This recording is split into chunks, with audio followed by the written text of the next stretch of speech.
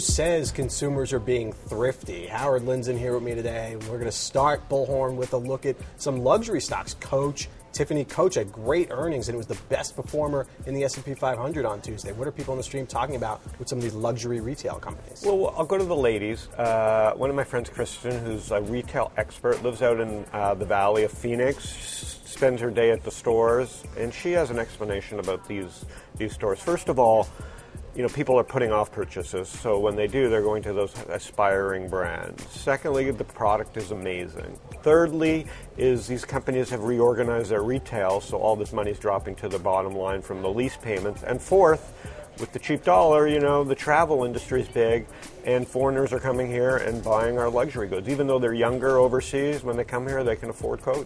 Right. No, that's great. And I've talked to a fund manager who kind of pointed out also that COH, everyone talks about it as luxury, but obviously COH bags are not exactly the high-end European luxury bags. So even though it may be luxury, it's not super luxury, so you still can benefit in an economy where people are still somewhat sensitive. Yeah, we're seeing it in restaurants too, fast casual, P.F. Chang's, Yeah. Chipotle's at all-time highs, Right, Panera.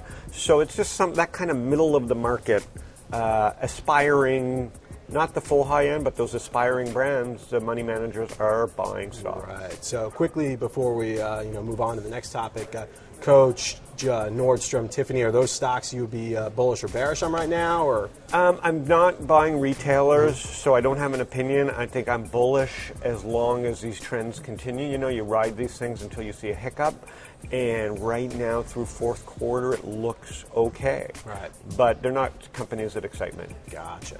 Moving on to another company that amazingly is exciting a lot of people in the market. Not so sure about what people in the stream are talking about, but Ford, it is, I call it the big one, because GM remains to be seen just how well they do post-IPO. Chrysler still a bit of a mess. What are people in the stream talking about with Ford and their very solid results?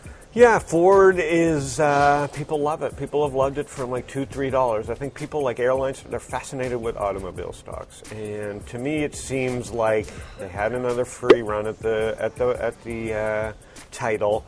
The cars are very interesting. They're very technologically based. The prices seem right. They don't look as ugly as they normally do. They're interacting with the my personal electronics. Right. So it's a young crowd, for those that go to college, and for struggling, early middle class people. It's not a bad car, obviously, Right. and they're selling a lot of cars. So Right, kudos to them. Yep, and benefiting from Toyota's troubles, obviously, as well. So Ford, a bull or bear on that one. It's had a great run. I mean, these stocks are hard to predict when they stop running because they've been in cost-cutting mode and cutting deals with their parts suppliers. So I think it's still in a bull mode.